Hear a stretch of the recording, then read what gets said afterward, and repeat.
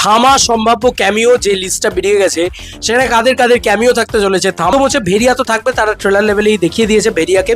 স্ত্রী মানে শ্রদ্ধা কাপুর তিনি কিন্তু থাকতে চলেছেন, তারও কিন্তু অনেকটা স্ক্রিন অন টাইম থাকতে চলেছে থামাতে।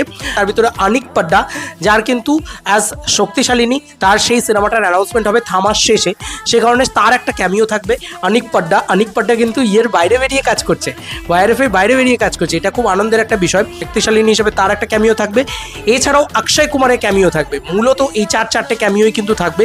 অক্ষয় কুমারের ক্যামিও যেটা থাকবে সেটা হচ্ছে যে তাকে আমরা শ্রীয়ের ইয়েতে দেখতেই পেয়েছি, তাকেই কিন্তু একদম থ্যানোস লেভেলে ভিলেন তৈরি করা হচ্ছে। এখানে কিন্তু কোনোভাবেই মুঞ্জিয়ার ক্যামিও থাকবে না।